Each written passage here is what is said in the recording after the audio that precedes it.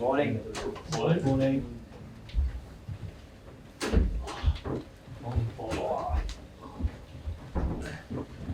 Johannes, nice to meet you.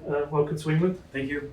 Paddy Davitt, we're the local newspaper, football brands the pink. You probably hear that too many times for your liking this season, but it is what it is. Welcome anyway. Just give us a sense of your first few days. I know you sort of, am I right in saying you sort of arrived to start work as it were this week? Yeah, fantastic impression so far. Arrived on Wednesday, almost started working same day. We had some meetings, but also just for me to get a little around, see the facilities, see everything. The city is very, very lovely, especially in sunshine. I think it's a good time I arrived. But yeah, so far, so good, fantastic place. I mean, I know you've been asked this once the news was confirmed, but why Norwich? I mean, we're obviously now learning a lot about you and your work at Norwich London, and I'm sure with the reputation you're building, there must have been maybe other opportunities, maybe interest that you could have explored. But why Norwich and why at this time of your career? Yeah, because I'm driven by environments, facilities, ambition. Everything needs to be put together. A clear strategy, a clear plan, a clear structure. Where, of course, it's so important with the results in the weekend, but it's also so much more than only that. I had the feeling from day one I was here that the academy plays a huge part of everything being done here. So overall, that feeling with some fantastic people, great facilities, big ambitions, and that was the key in terms of driving me away from Denmark and farm. Yeah, and we know again, you've been with that club for so many years, and through your coaching journey. I mean, how tough a decision was it to leave not just that club but Denmark as well and try your career in England? Yeah, but to be honest, it was tough. It was not easy just to sit down and of course my family plays a big part in this as well. So it's not only me taking all the decisions, but sometimes I get crazy ideas and they just have to follow. So that's also a part of it. But of course, it took some discussions and conversations, and also phoned some people that I know. One of them you also know, Steen Nedergaard, who played here for many seasons, to hear just about the city and the club and everything, and he had only praise about everything here. So at the end, it was, for me at least, quite an easy decision, even though in the beginning it was tough. I mean, you touched on Steen now. I was going to ask you, because I'm sure as you were working through this process, you would have tried to get a sense of Norwich and England and the Championship. Yeah. Were there any other maybe Danish players or coaches with English experience you might have spoken to? Then of course there's one in Brentford at the moment, which was very natural for me just to reach out to, and he's a fantastic person. So he actually phoned me more or less before I contacted him. So that was also natural, and him and I will have a meeting maybe next week, just discussing everything, both culture, country, family, club, the league. So everything about that. But he gave me a good impression, and Steen, of course, the same, because I think to be honest, and also to be fair to Steen, maybe he had his best years of his career here in Norwich. So he was the right person to reach out to. I mean, it's important that you reference Thomas Frank, because he knows what it takes to take a team from the Championship out of the Championship, and then stabilise them in the Premier League. And does that feel like that is the brief here? More or less, yeah. Of course, we have to get started, and I have to see both players, everything when we start first training days, pre-season. But my feeling is that we are in a good place. Great players. Again, great ambitions, great facilities. So I think everything here is in place for us to reach out for what's even better than the Championship. Talking of the players, I mean, what is, again, you've done your research now, I'm sure. What's your initial assessment of the squad that you've got to work with? Great quality. I think there's a lot of great players. I think there's some exciting young ones coming up, and I think there's some experienced players where it's a high level, and you can see that it's important that we have a foundation with some of these experienced players, and then can support with the younger ones. But I think it ticks the boxes almost on every kind of player: young, experienced, high potential, great performers. So I think we are well covered. there's a lot of people who have wanted to say this is your style of football, these are your footballing beliefs, this is what you now will try and implement here at Norwich. But you've got the floor here now. What are the core fundamentals of your coaching? What do you want your side to do? From everything I do within coaching, we start with the ball. That's always how I see it. So everything we do goes around what we do with the ball, our positions, how we can be attacking in our mindset. Is always the ambition to score that next goal in the game.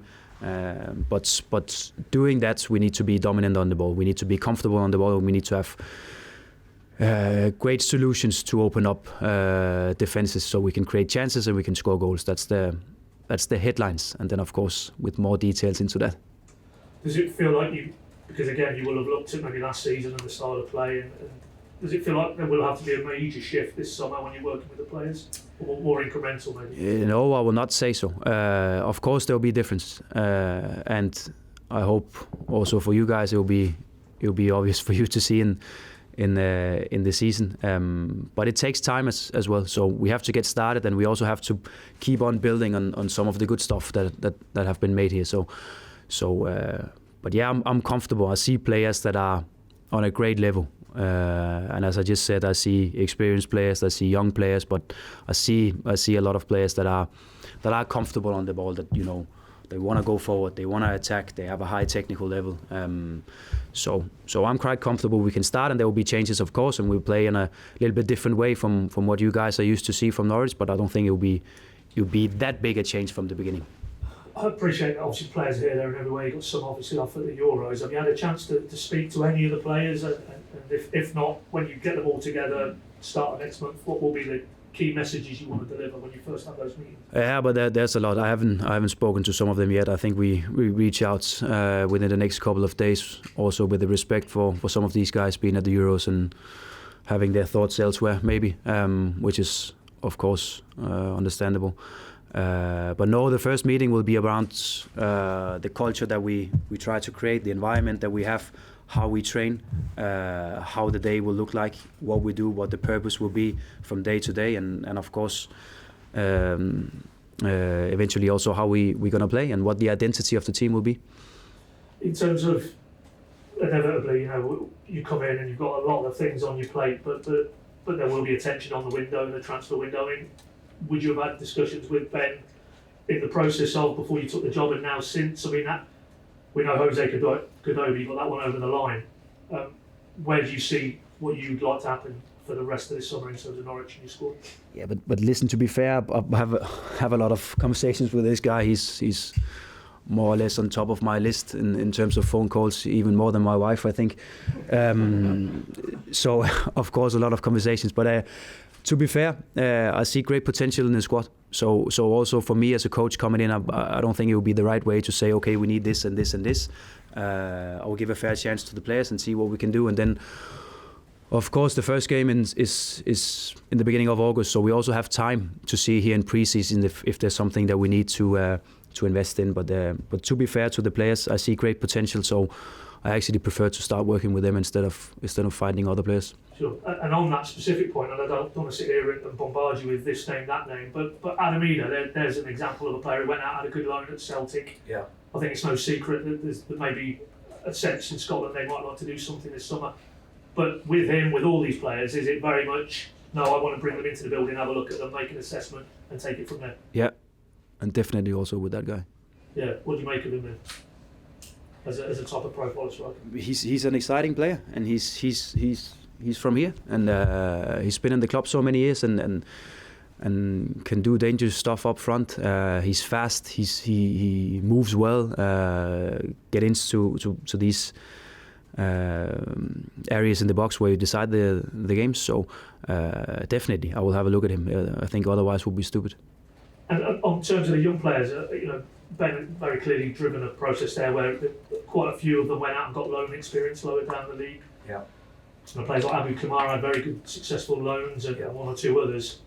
Again, with those, they'll come in first day of pre-season, and will the message be, look, impress me, and if you do, you could be quite close to my first team plans this season? Yeah, I'm not sure I would use that exact language, but I prefer to tell them that they are part of the squad actually, and then we find out, like with all the other players, the closer we go to the first game of the season, I have a picture of how the squad will look like and so on, and then we find out. But my message to them will be that now they're here, and of course do whatever you can. Show your best in training, show your best every day, and but your feeling, your attention should be that you're actually an Norwich player, and you're here to perform, and you're here to show what you can do, and you're here to compete for a position in the starting 11 for the first match of the season. I think you did a little interview back in the Danish media when it was all confirmed, and you sort of said you didn't feel that this season, yes, we know, everybody knows that the club is geared up to try and get back to the Premier League and then stay there, but you didn't think this first season that would necessarily be what you'd be measured by. Does that almost send maybe a signal that it's going to be a transitional period and it might take a little bit of time to get to where you need to go? I would say with a club on the size of this, the ambition should always be to go up. That's just how it is. Then of course in football with 24 teams in the league also competing more or less everyone for one of the 3 spots where they go up, then it's tough, it's a hard job, but I think the ambition is there and that should always be the driver for us. Then let's see. Of course, as I mentioned, there will be changes, but hopefully not too big, so we can perform while we are also building. That will be important. So I hope that we can definitely compete. That's also the feeling that I have, and also when we have conversations around the team, that's where we see the team. So hopefully we can build while we are also performing in the league. But that will be a hard job, but that's also why it's exciting. Yeah, I think you've said that in previous interviews in terms of, because there's a lot of people looking at you and seeing that you really believe in young players, giving them opportunities, but that's fine, but they also need to come in and be good enough to be in a team that can win games, and that's very much the message. Yeah, definitely. And if you look at my team in Norwich, we had experienced players on almost all the critical positions in the team, the goalkeeper, the centre back, the midfielder, the striker, where that was really the core of the team, and then you can add on with the younger ones. But my captain in Norwich was 35, and I was speaking to him a lot together with the rest of the coaching staff, but he really had a voice on pitch as well, because that is just important. And also with experience from this tough league, I think it's going to be important for us as well. And you'll be well aware, I think you've already spoken about it in your first club interviews, that this club is quite unique in terms of the fan base and the part of the world it is in England, and it breeds that real loyalty. 22, 3, 4,000 season ticket holders every season, doesn't matter what league they're in. Yeah. What would be your message to them at the start of this journey? Yeah, but listen, I hope that everyone knows, and it seems like you do. It's a fantastic place. It's a fantastic city. It's a fantastic club, and just to feel that support from day one is like when we entered the airport here in Norwich. We could feel that support. We went out last night to have a dinner. We could feel that support. So it's for us, of course, to respect that and to be able to give back, because there's so many good things going on here, and that's for us to keep building on that and keep working on that. Was you watching? You didn't spoil your dinner watching that England game? I was watching that. I suppose from a Denmark point of view, yeah. But just final one from me. What does success look like for you this season? How would you measure it? Yeah, it's always a little bit tricky to measure. I think the success will be that we implement the way that we want to play. That we are very, very clear. We show a clear identity from game to game. So even though, because there will be losses on the way, we will lose games, but everyone can see, okay, it's a Norwich team performing, and that will be important. And while doing that, of course, that we can compete in the league. That's the 2 main objectives for me. You speak to Sky, yeah. And then you'll come back for Ben. Yeah. Hi, Johannes. James Lewis, Sky Sports News. Hi, Ben, as well. You spoke a lot about possession-based philosophy. That's something you're really keen to implement here at the club, it sounds like. But do you feel like you have the right personnel at the moment? I know you said you want to assess the squad and see how they look, but are you looking at areas, of you and Ben both looking at areas of the pitch to try and recruit already this summer? I think it will be not professional enough of us if we're not looking where we can improve. But like I said, also to be fair to the players, I see great potential, and I see high quality from all the players. So I think they are more than capable of playing this. Of course, something will be new to them. There will be new methods of training, new ways of preparing for matches, maybe also new demands. And that's just how it is in football. But I see great potential. I see great skills from a lot of the players. So I think they are more than capable. I'm sure the players will be pleased to hear you say that and looking forward to working with you as well. But there must be, recruitment must be on your minds this summer, of course. Are there any specific areas that you feel like you need to strengthen? Again, to be respectful, I will prefer to wait and see. Again, I'm also a coach where it's not that important for me, and Ben will also find out that I will not be ringing him all the time and say we need this and we need this and we need this and we need this, because a part of my job is also to develop football players. And I think that even though you're 35, with the right mindset and great ambition, you can still improve, you can still be better. So when we talk about development, it's not only for 18-year-old players, it can also be for 26-year-olds or 31-year-olds. And that's a big part of my role. And I prefer to work with football players and train every day instead of being at the office and calling players that are not here. Okay, and Ben, obviously you've had a lot of phone calls with Johannes by the sounds of it. Do you mind me asking you, Ben, actually, what do you like about Johannes as a coach? Why did you want to bring him in? Look, lots of reasons, to be honest. When I was, thinking about what we want this project to look like going forward, I think Johannes embodies everything that I had in my mind in terms of, number one, on a human level, to be fair. That's always the most important thing. We can talk all about playing styles and player development and all of those things, but the human side is so important in terms of values, bringing somebody into this environment in such a key role. We need to be confident about all of those things, and with Johannes we absolutely are. So I'd say that to start with, and then of course some of the things that I mentioned, clear and demonstrable playing style that really aligns with how I see football, how I think we can be successfsul here, but also how I think we can develop players that will then enable us to trade, and I think Johannes ticks all of those boxes. So for me it was, I'm delighted to get somebody that we think is such a nice fit, and we can really move forward in what I think is a new and certainly exciting sort of direction. Is it fair to say that developing young players from the academy is something that you're both very aligned on? That's a really important thing for both of you. Is that fair to say, Ben? 100%. And listen, let's be clear. That's been done here in the past. It's not something brand new. But we think we can take that to a new level. And a coach like Johannes has got such a proven track record of doing that, playing a major part in that. He was developed himself through the pathway at a fantastic organisation, and of course we're super aligned on that. But as Johannes said as well, development of players isn't just restricted to young ones. It's every single player can improve and get better, and with an open mind and with a willingness to learn, we feel like we can light that spark in every single player. And I've seen that happen elsewhere at other times in my career, and I'm sure we can do it here again. And Johannes, you've been a coach since you were 19, correct? Yeah, sounds right. 9 years in Norwich, right? Yeah. So, you've obviously had a lot of time as a manager, but probably a young age as well. What lessons have you learned as a coach in your time at Northland and taking to this? Biggest lesson, I'd say. A lot, I would say. It's an ongoing process, being a football coach. And I'm not even close to be done.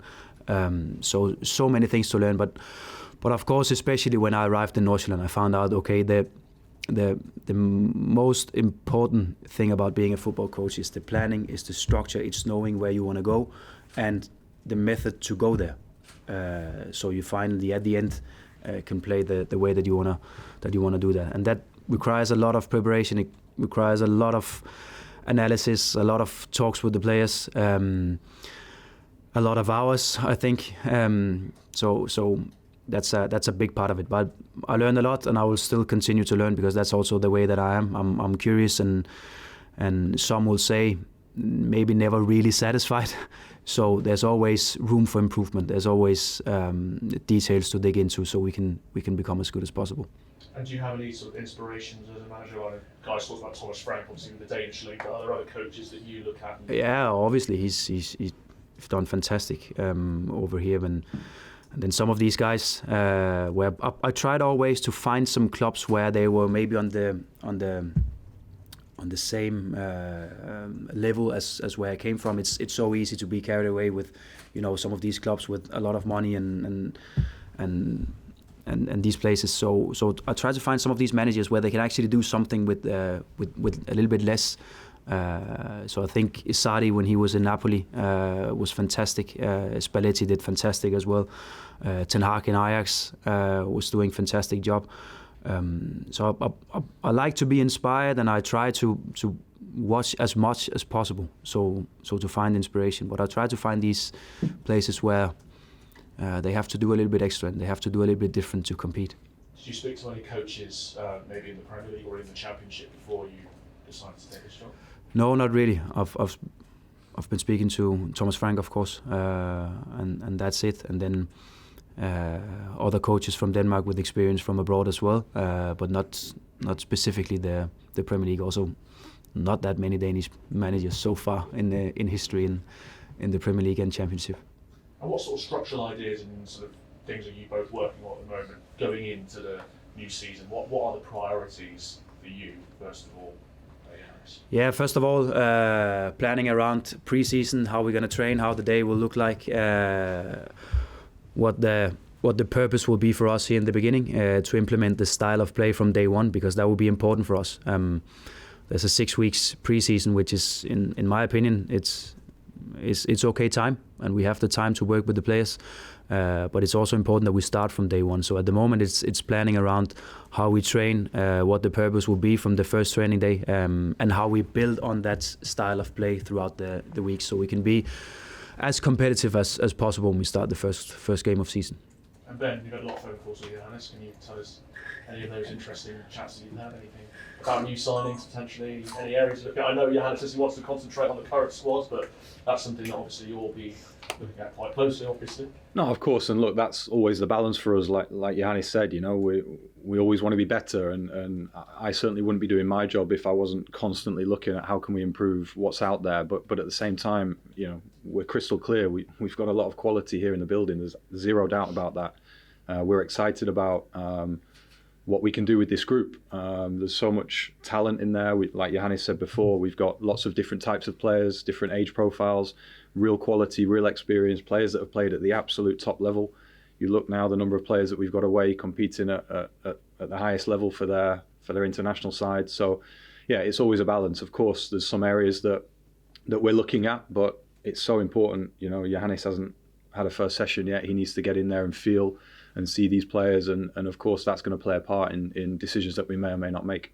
And just finally from me, I know you said that you watched the England-Denmark game yesterday. What did you think about the game and the goal from Denmark? A very nice goal. And how far do you think Denmark can go? I think, of course, when it's Euros like that, when it's so much about that specific game,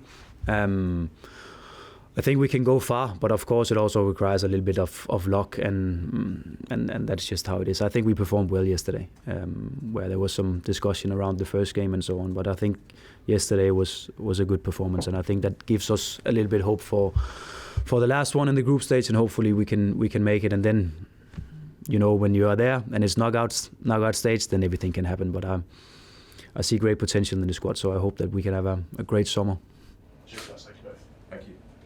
Tommy, anything? Yes, can I ask you about your assistant who's Yeah. joining you as well? Yeah. How did that partnership come about? I sat down with the people supporting me, and we spoke about who could actually be supporting me also as a coach here. So we threw some names on the table and discussed it, and actually quite fast we decided that Glenn will be the main guy for us to pursue. So I had a phone call with him. I met with him and had a fantastic afternoon with him, and we discussed football and training and ambitions and everything. I know him obviously from the past and from training courses in Denmark and so on, and he's been with the federation as a youth coach as well. So we've been talking a lot. So I knew him, and with his experience building a culture also with an eye for academy players, building a clear bridge between academy and first team and so on. So it was actually quite not easy, but he was the first choice. Yeah, and you talk about culture. Yeah. How is that going to be implemented here? Of course, I think, again, to be fair, there's a great culture already. from what I hear and from what I see, there's a great environment, players that want to do that little extra. I haven't met them, but I hear that there's still players on the training ground, even though they're supposed to be off, but doing that little extra. Great people around the club. So to be fair, it's small areas where we can see if we can improve or do a little different or whatever. But to keep on building what is already here. BBC, anybody? We might be creating that. All right, we'll jump outside and do yours after. Thanks, mate. Paddy, Connor, back to you guys. Ben, if I can throw a few at you, nice to see you, mate. So, Can you just give us, without obviously going into the forensics of it, how detailed a process this was that led to obviously Johannes being into it? Sure. Look, it's a big body of work, and it's something that we're really proud of. It was a huge effort from a lot of people at the club. I think we looked the world over, to be honest, Paddy. In this day and age, we have access to a lot of great information, and it allows us to be so thorough in the way that we can work. We had a clear profile and list of criteria that we were looking for, and then we looked all over the world and filtered down from all the coaches that fit the criteria and filtered constantly and to arrive at what we felt was, a really high quality group of individuals. But it was clear, for me from an early point that Johannes was a fantastic fit for everything that we were looking for. But yeah, it's a big piece of work, but a fantastic outcome for us, and we're pleased with the way that it was executed. I think we were quick, and it allowed us to ultimately arrive at this place in as timely a fashion as possible. And I think you said in your first answer earlier that the human element is very, very important for you in terms of that process. I mean, did you get that sense once you were obviously able to speak to Johannes and the people around him that on a human level that this was a guy who could come in and really get the culture of what you're trying to drive? 100%. And look, you can do a lot of work on that from afar as well. We go into so much detail looking at interviews every time Johannes has spoken, key things that he's done in the past, things that you can pick up from speaking to the people that are around him. That's always often I find that the people that are around a player or a coach in this case, they're an extension of them, and you can feel a lot from that as well. So yeah, we were getting good signals throughout, and then as you said, when we were able to speak, all of those positive feelings and sort of ideas that I had about what he was like were just confirmed, and it was clear for me that we were looking at somebody that fits exactly what we want, is upwardly mobile in terms of his trajectory of development, which is key. And yeah, I think it's an exciting match for where we are, and a really great moment for us to move into this new direction that I think everyone can hopefully get behind. Did you have to give him the hard sell, or did you find him quite receptive to the vision that you were building?